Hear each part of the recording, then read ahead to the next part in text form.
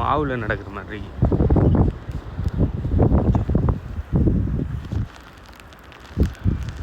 Just 8 centimetre தான் snow, இன்னும் முடியலை. எப்படி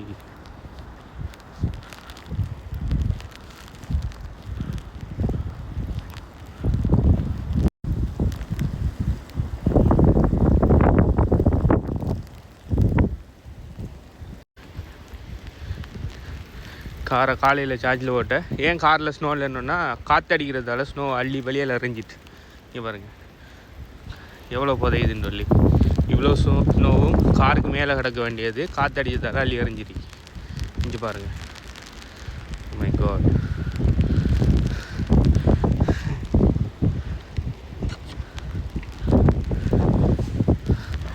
நம்ம கார் என்னடா இப்படி புதையுது.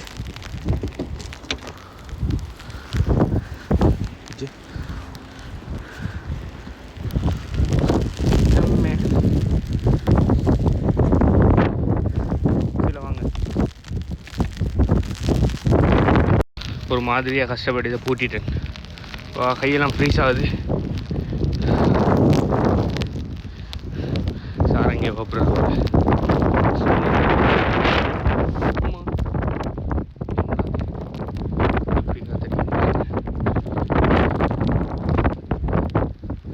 இப்படி ஸ்னோ அடிக்கக்குள்ள எங்கடா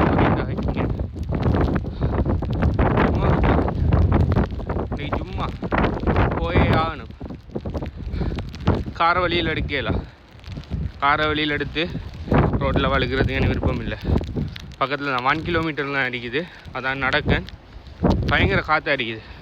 ஸ்னோ சும்மா பெய்ய ஒரு பிரச்சனையும் இல்லை. காற்று அடித்தா தான் வாழ்க்கை இருக்கிற. ஆமாம் இது பாருங்க காற்று எப்படி அடிக்குதுண்டு. ஸ்னோ அள்ளி வீசுது. ஓப்பா என்ன தூக்குது காற்று.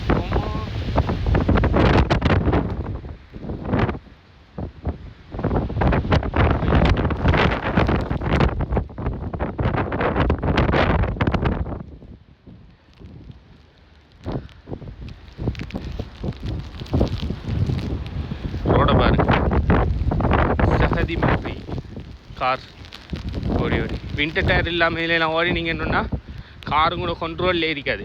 வின்டர் டயரோட கூட கண்ட்ரோலில் இருக்காது. என்னை நடந்தால் கிளைம் பண்ணலாம். வின்டர் டயர் இல்லாட்டி கதை முடிஞ்சு.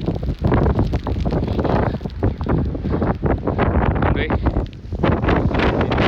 அடிச்சு அங்கே போய் நிற்கும் கார்.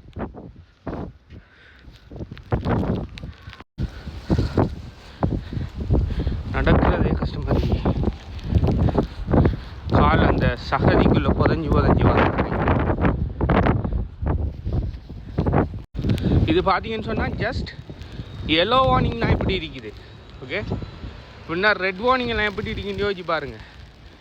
எல்லோ வார்னிங்னு சொல்கிறானால் இவ்வளோ ஸ்னோ -15 என்னையோ ஃபீல்ஸ் லைக். மூஞ்சில் என்ன தோண்ட வச்சு இப்படி நசுக்கிற மாதிரி ஃபீல் அடிக்கும் அந்த காற்று இப்படி அடிக்கிறது உங்களுக்கு. ஃபைனலாக கேரமல் காஃபி லாட்டேயோட நம்மளோட ப்ளாகை முடிப்போம். பாய்.